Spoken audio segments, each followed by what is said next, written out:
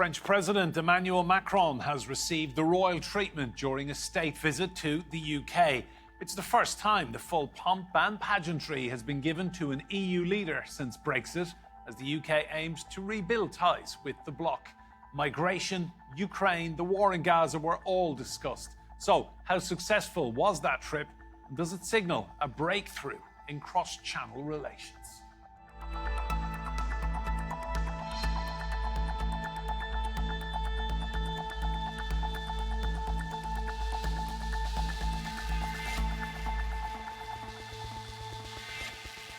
Hello and welcome to Roundtable. I'm Enda Brady. Now, ties between Britain and France were severely damaged after Brexit when the UK voted to leave the European Union.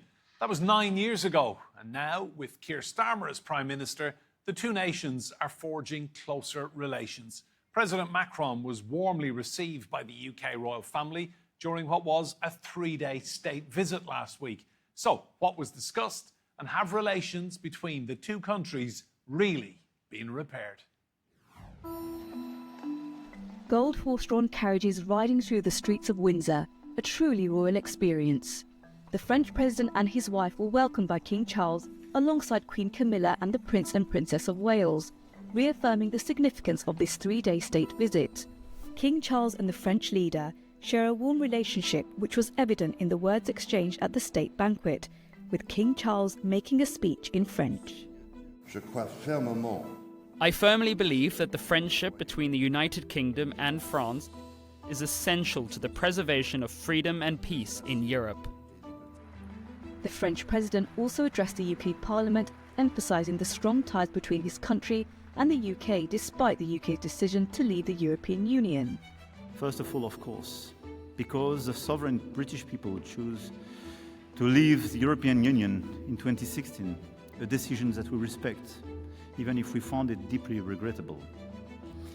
I am aware that I am the first European head of state to make a state visit since the United Kingdom left the European Union, and I take full account of the importance of this moment.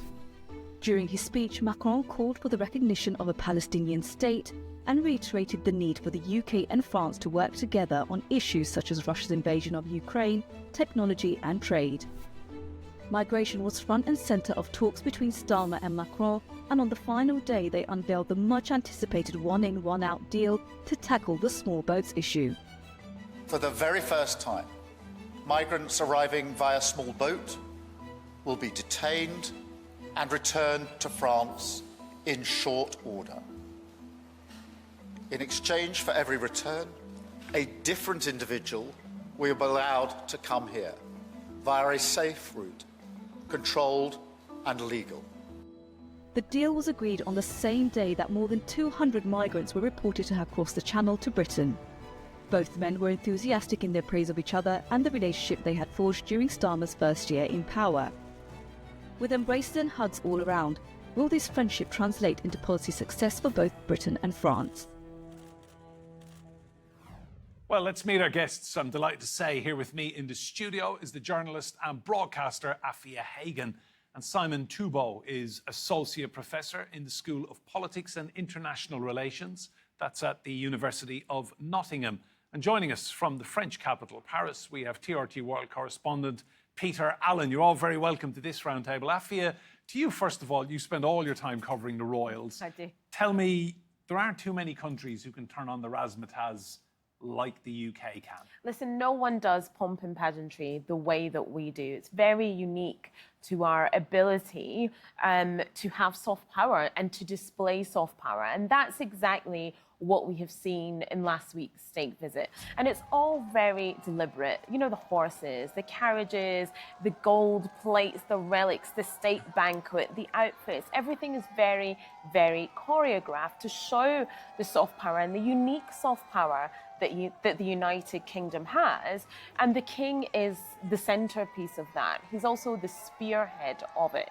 And, you know, the king this year, particularly in his reign, is really stretching what it means to be the monarch and stretching his role in diplomacy. You know, he is the diplomat in chief for the United Kingdom. He doesn't speak for the government, but he is aligned with them. And he has to remain apolitical. But literally, quite literally, rolling out the red carpet for the French president or anybody else who comes to the United Kingdom smooths the way for diplomacy. And that is the power of the royal family and the monarch. And that's really why we have them. And there aren't too many people who could have Elton John and Mick Jagger come to dinner to impress someone. No, absolutely. And it shows the modernity of having like this different mix of people at the state banquet. But like I say, it's all very deliberate as well. Like you have these superstars to dine with President Macron and his wife and all the other invited guests as well. But then, of course, like I say, you have the king as the spearhead. You have the king as the center. The monarchy has the power of being a convener of people, bringing all these people together in one room. And it's all about reminding people of that unique position of the United Kingdom and reminding people about the power of the monarchy and what is their role. King Charles hasn't really been able to do much of that until this year because of his cancer diagnosis. And so at this particular time in his reign and at this particular time in his monarchy, he really wants to be seen on the global stage. And we've seen that in many different ways, whether we've seen him invite President Trump for a state visit or do the speech from the throne in Canada at the opening of the new parliament. It's all about him putting his stamp on the global stage as a diplomat-in-chief and also reminding the rest of the world of the unique position of the United Kingdom and the sovereignty that we have. Simon, talking of diplomacy, how badly needed was this reset in relations? It was almost as if the ghost of Brexit was hanging over that banquet.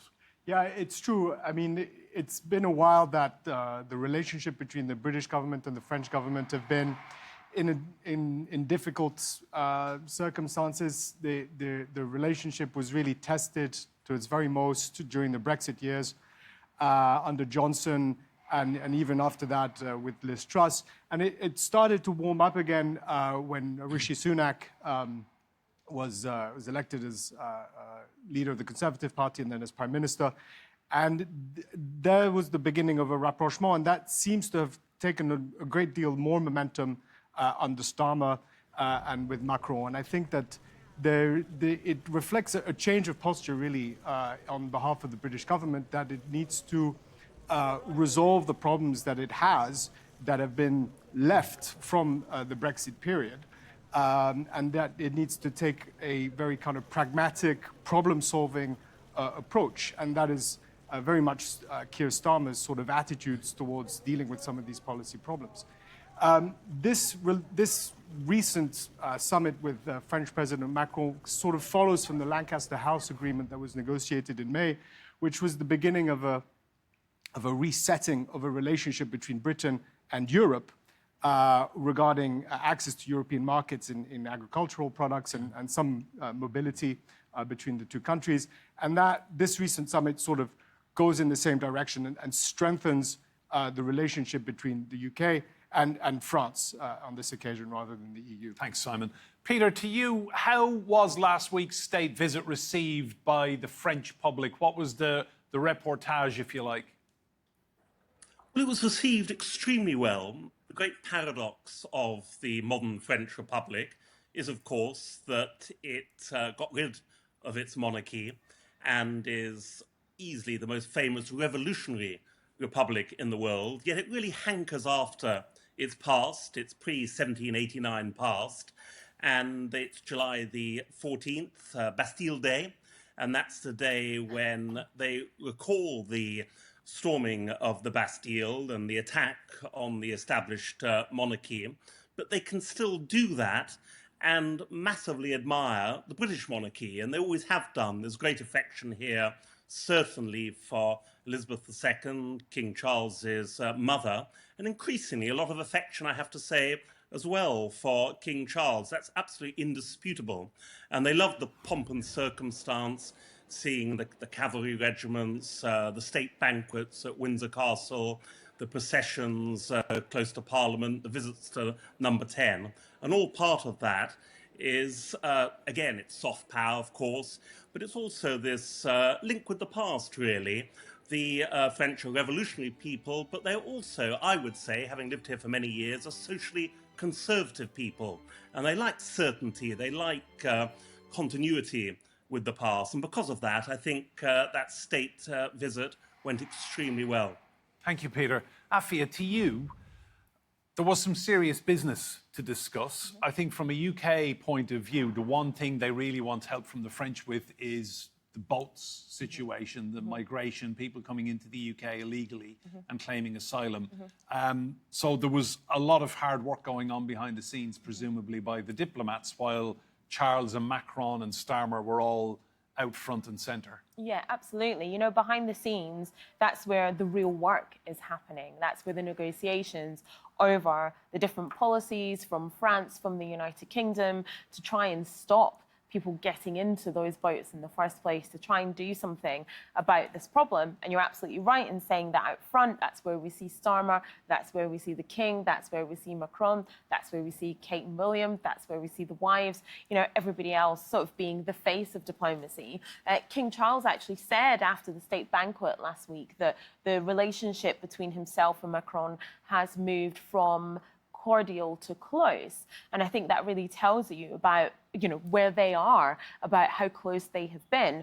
Let's remember as well that the King's first foreign state visit when he was made the monarch was to France. I think that's really significant as well. And you talked about post-Brexit relations. I think that was significant that the King chose to go there at that time because we really needed to repair relationships with France, especially after, you know, Liz Truss in her 40-something day reign. You know, she didn't really do very well, didn't do much for France-Britain relations. And the King was sort of parachuted in, if you will, to go to France to smooth that over. And so the King and the role that he will play here, whilst you have people in the back room sorting out the very serious issues of immigration, trying to repair relations after Brexit, you have the King out front, you know, being the face of the United Kingdom, along with Macron, who has had a pretty tough time back home in France, isn't necessarily supremely popular, and also has had some issues with his personal relationships with his wife, which we've seen bubble over quite recently as well. He needs that good PR, and the King is brilliant at giving people good PR because he's generally, universally quite liked. Simon, to you, stopping the small boats coming across is a UK priority. How important now is it that they work together, that there is something tangible that comes from this state visit?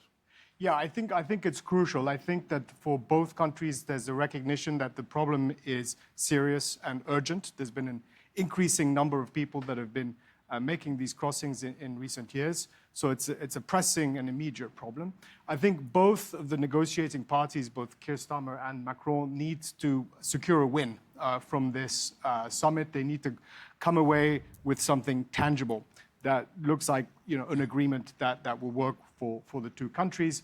And that is what they've been negotiating behind closed doors and will continue to do so afterwards.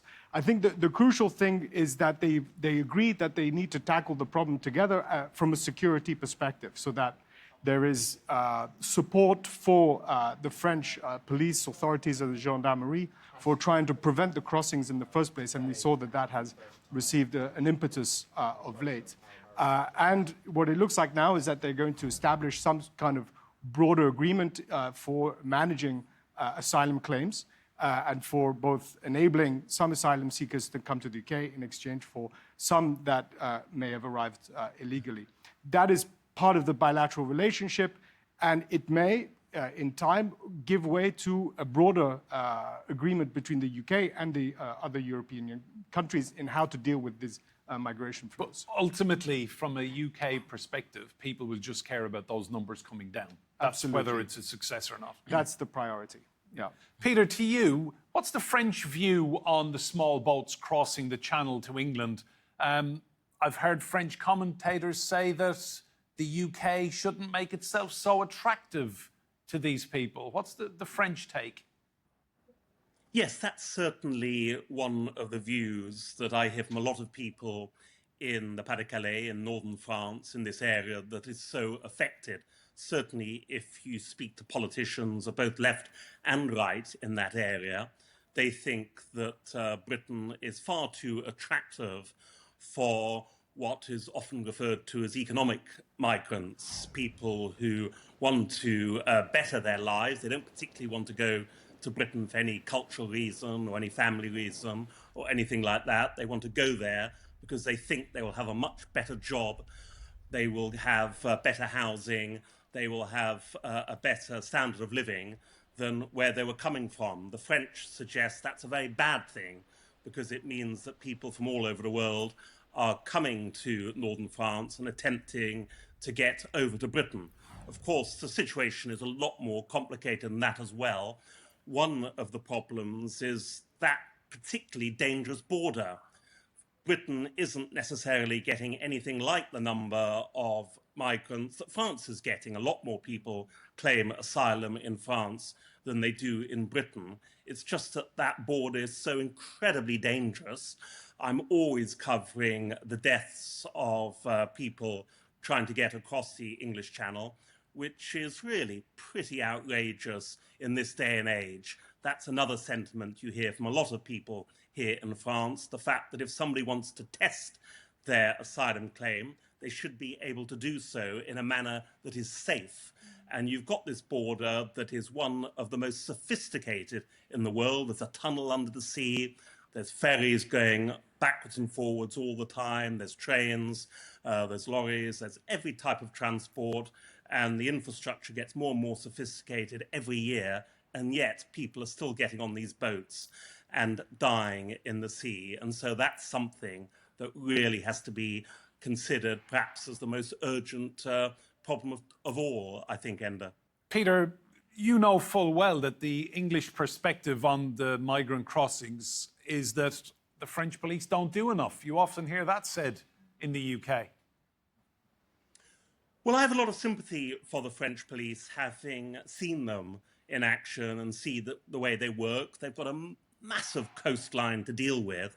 And I can tell you that when you see migrants actually entering the water, it becomes so dangerous. This idea that French police can just go into the water and arrest people, which is effectively what they would be asked to do if they were allowed to arrest, even in shallow waters. The British are saying now that they should be doing more to stop the boats within shallow waters. There was an incident just last week where they used a knife to pop a boat, to put it in a very simple terms, and about 45, 50 people plopped into the water. They were all safe, thank goodness. They got back onto the beach. But just imagine, the police told me, if one child had drowned because of that happening, and it could easily happen. You can drown very easily in 1 foot of water, in a few inches of water. So I just think they've got an extremely difficult job on their hands. Even if they find the boats in the first place, they have to get to them, they have to stop them travelling, huge stretch of coastline.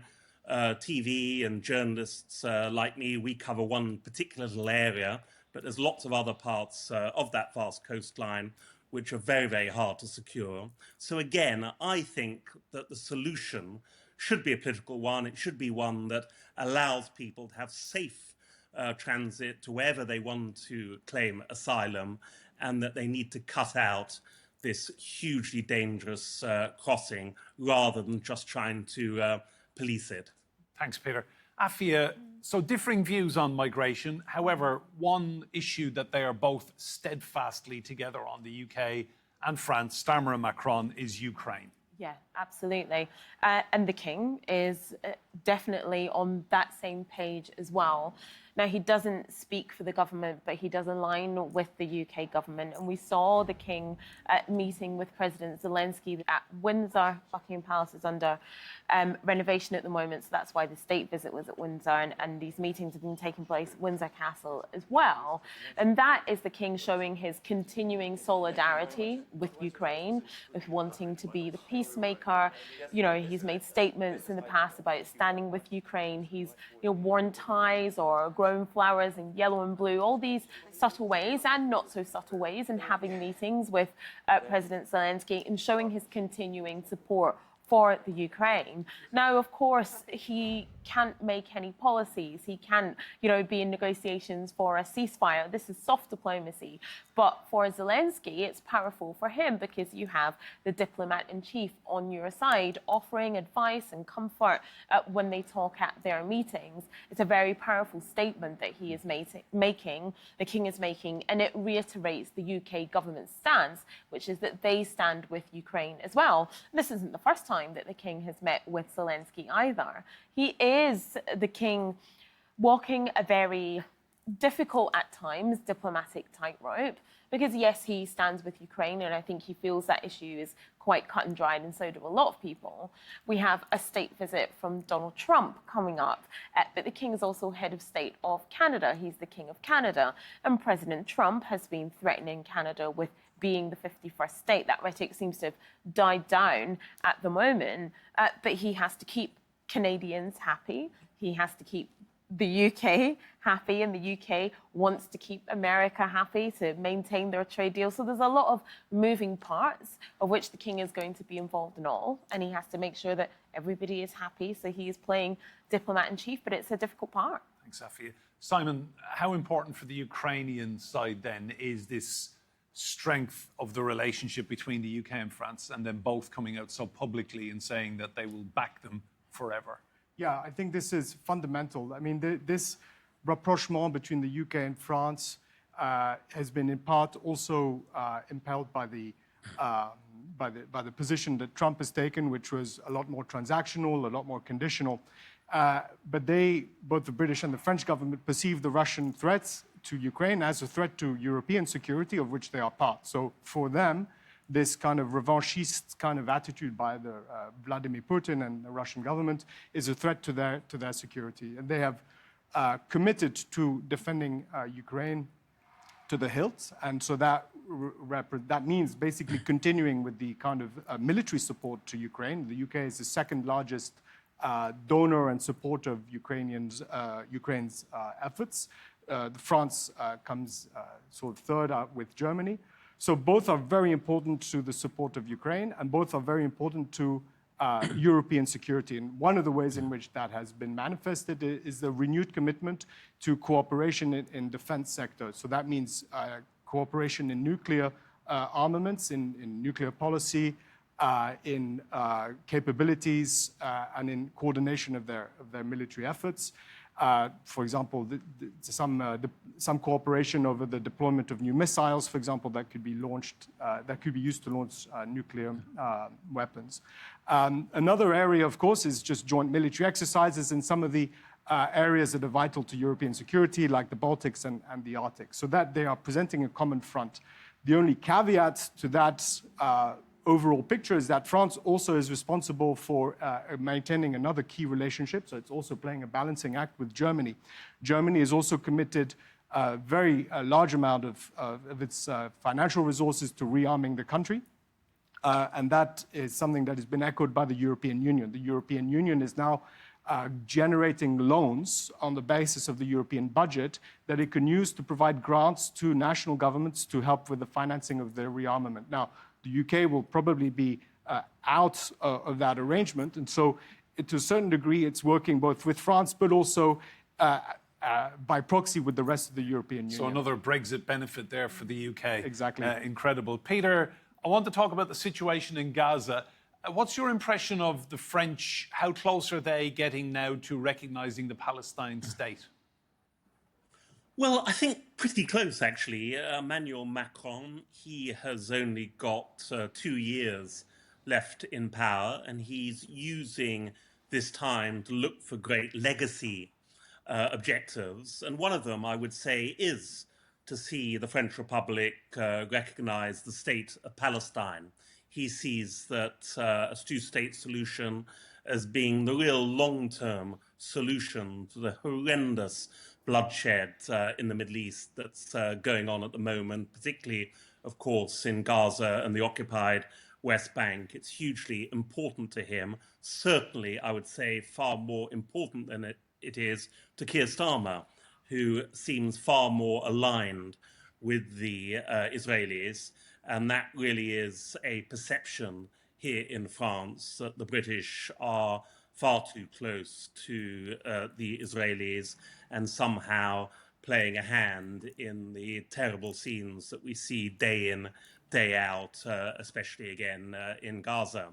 But again, I think Emmanuel Macron wants to bring about this recognition of the Palestinian state. When it will be, we don't know. There will have to be conditions, and obviously there has to be a lot more stability brought to the massacres that are going on at the moment. Enda. Thanks, Peter. And Simon, for Europe, this is a very important relationship. We're seeing Europe fragment in places, but the UK and France moving closer together. Europe will be happy. That's right. Yeah, I think you can now see the development of a new axis or new pole of, within Europe. The project of European integration was often seen as built on the kind of French-German axis as the kind of driving motor.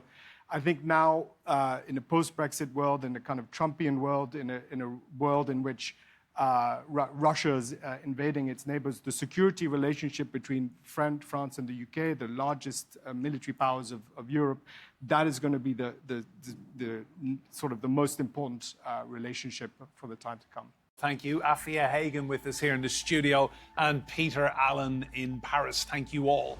Remember, you can see more discussion and debate on our YouTube channel. Just search for Roundtable TRT World. But for now, from me, Enda Brady, and all of the team here, goodbye and thank you for watching.